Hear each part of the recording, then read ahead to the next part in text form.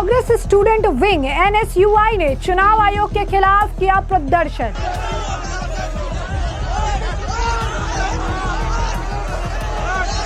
कांग्रेस छात्र नेताओं पर पुलिस ने जमकर चलाए वाटर कैनन।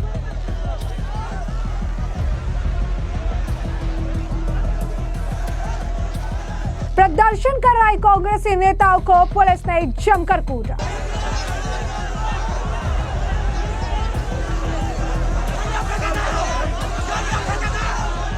बिहार बीजेपी अध्यक्ष दिलीप जायसवाल बोले, जो मर चुके हैं क्या उनको वोटर लिस्ट में रखा जाए। मतदाता की है, क्या उसका नाम मतदाता सूची से नहीं हटना चाहिए। बिहार विधानसभा के मॉनसून सत्र के चौथे दिन जहां एक और सदन में भारी बवाल देखने के लिए मिला, तो दूसरी तरफ सड़कों पर एनएसयूआई का प्रदर्शन भी दिखा। एनएसयूआई के कार्यकर्ता विधानसभा घेराव करने के लिए निकले और वहीं इस दौरान पुलिस और छात्र नेताओं के बीच धक्का मुक्की हुई और पुलिस ने प्रदर्शनकारियों को रोकने के लिए वाटर कैनन और लाठी चार्ज का भी प्रयोग किया। कई कार्यकर्ताओं को टांग कर पुलिस थाने भी ले गई।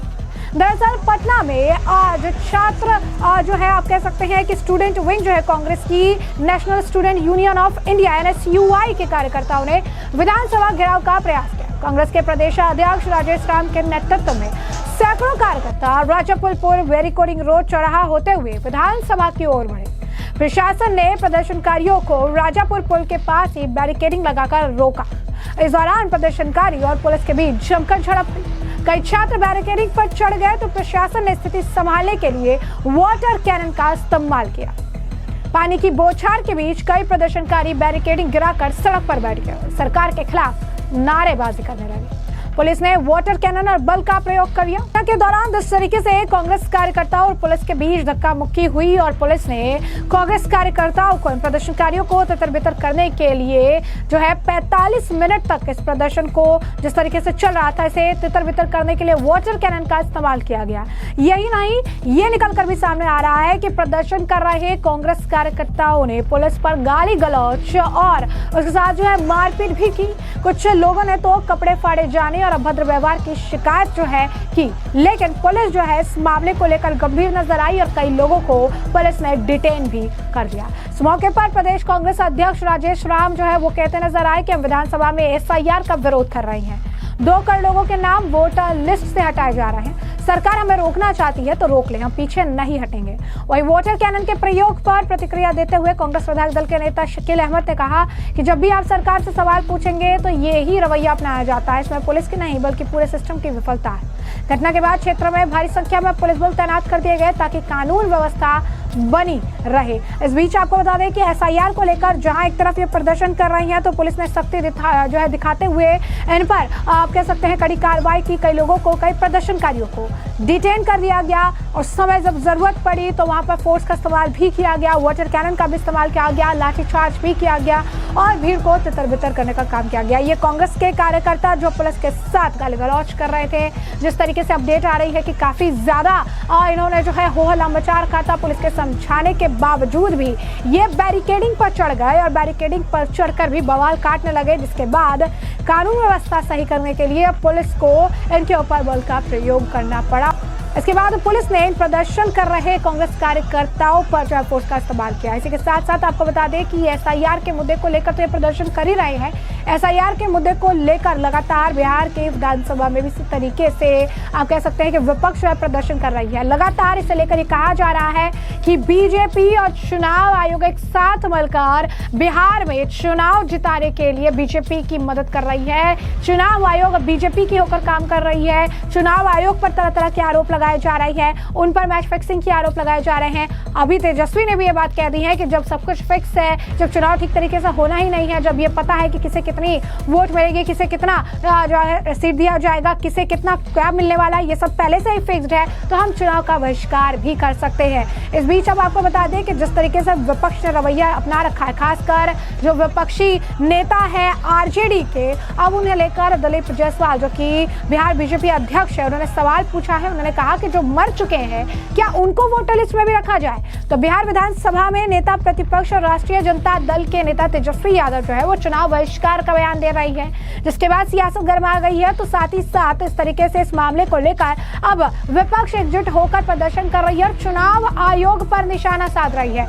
इस बीच अब बिहार बीजेपी के प्रदेशाध्यक्ष दिलीप जायसवाल ने पूछा कि तेजस्वी यादव बताइए कि क्या मृत मतदाताओं को वोटर लिस्ट में रखा जाना चाहिए। उन्होंने कहा कि मेरे पास कहने के लिए कुछ बातें हैं। पहली बात ये कि नेता प्रतिपक्ष जिन मतदाताओं के नाम हटाए जाने के आंकड़े बता रहे हैं उसे पहले ये सोचना चाहिए कि मृतक मतदाताओं के नाम हटाए जाने चाहिए या नहीं, और ऐसे कितने मतदाता हैं जिनके नाम मृत्यु के कारण हटाए जा रहे हैं, उन्हें वो संख्या याद रखनी चाहिए। उन्होंने कहा कि मतदाता सूची में मृत, स्थानांतरित, दोहरे मतदाता और फर्जी पते वालों के नाम हटाना एक तार्किक और जरूरी प्रक्रिया है। एसआईआर के मामले में विपक्ष से मेरा 3 सवाल है।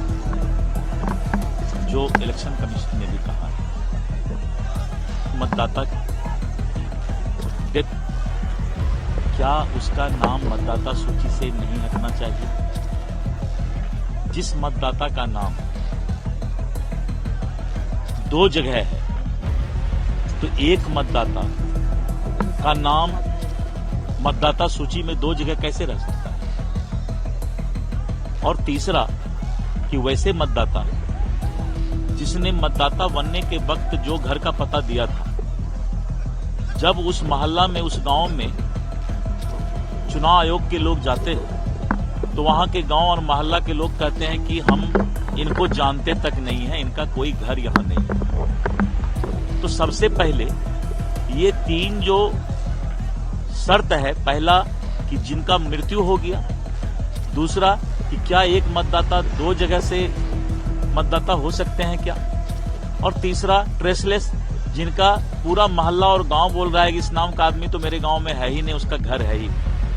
अगर 3 इस क्राइटेरिया को आप देखिए तो फिर कितने लोग बचते हैं। ये बात 26 तारीख के बाद विपक्ष को, अभी चूंकि विधानसभा चल रहा है, विधानमंडल चल रहा है, इसलिए विपक्ष सिर्फ इसको मुद्दा बना करके और मतदाता के को जो है भ्रामक और गलत संदेश देने का, अफवाह फैलाने का प्रयास कर रहा है। तो जैसे कि आपने उनका बयान सुना, यहाँ पर वो कह रही है कि मृत मतदाताओं या गलत पते पर दर्ज लोगों के नाम वोटर लिस्ट में रखे जाने चाहिए क्या। ये प्रक्रिया मतदाता सूची को शुद्ध और पारदर्शी बनाने के लिए है। तेजस्वी जिन बातों का तर्क देकर बात कर रहे हैं, वोटर उन सब बातों पर ध्यान तक नहीं देते। क्या कुछ, जबकि 26 तारीख के बाद इनको माननीय उच्चतम न्यायालय के पास भी ये मामला लंबित है। माननीय उच्चतम न्यायालय ने कहा है कि हम देखते हैं कि आप 26 तक क्या करते हैं। तो माननीय उच्चतम न्यायालय भी इस मामला को देख रही है। दूसरे तरफ चुनाव आयोग भी अपना बुलेटिन 25-26 के बाद रिलीज करेगी, और उसके बाद अगर किसी मतदाता को दिक्कत है, तब अगर कोई बात उठता तो शायद ये उचित होता कि कोई भी बात अगर ये 25-26 के बाद करते तो जनता भी विश्वास करती, मतदाता भी विश्वास करता, लोकतांत्रिक और संवैधानिक व्यवस्था भी विश्वास करता। माननीय उच्चतम न्यायालय में मामला लंबित है, वो मॉनिटरिंग हो रहा है। तो इन सब से ऊपर तो कोई नहीं है। ये उचित नहीं है, चाहे किसी भी दल के द्वारा हो। ये अमर्यादित भाषा उचित नहीं है। और बार बार मैंने कहा था एक बार कि गाली का डिक्शनरी, मैंने उस समय की बात कही थी। मैंने कहा जब मैं बचपन में, जब स्कूल में पढ़ता था, और उस समय किनका शासन था मैं नाम नहीं बताना चाहता, और उनके शासन में लोग स्कूल में भी गाली के और चरवाहा विद्यालय की बात करते थे। और जब नीतीश कुमार जी का और एनडीए का शासन आया तो आज हम संस्कार से बात करते हैं। तो लोग उसको दूसरे तरीके से पेश किए कि बीजेपी के अध्यक्ष जो है गाली की डिक्शनरी की बात करते हैं। गाली का डिक्शनरी की बात मैंने उस समय किया था जिस समय इस प्रदेश में किनका शासन था कि लोग स्कूल में भी गाली की बात करते थे। तो और एनडीए के शासन में हम आज संस्कार की बात कर रहे हैं। तो इस पर भी आज उन्होंने कहा कि बीजेपी के अध्यक्ष ने आपके शासनकाल की बात की थी। बहुत बहुत धन्यवाद। तो ऐसे में आपने उनका पूरा बयान सुना। एक तरफ आपने देखा कि बिहार में एसआईआर का मुद्दा लगातार गर्माता जा रहा है और इसे लेकर अब कांग्रेस के कार्यकर्ताओं ने प्रदर्शन किया। प्रदर्शन किया, तो पुलिस ने भी इस मामले पर, अगर आप कहेंगे कि रिएक्शन देते हुए एक्शन पर रिएक्शन आया और पुलिस ने वाटर कैनन से लेकर बल का प्रयोग किया, भीड़ को तितर-बितर किया, प्रदर्शन को रोका और प्रदर्शन कर रहे कांग्रेस के कार्यकर्ताओं को डिटेन भी कर लिया है। और इस मामले पर आपने बयान भी सुना है कि किस तरीके के बयानबाजी हो रही है। और अब इस पूरे मामले पर आपकी भी जरा हुआ कमेंट सेक्शन में कमेंट करके जरूर से जरूर साझा करिएगा। धन्यवाद।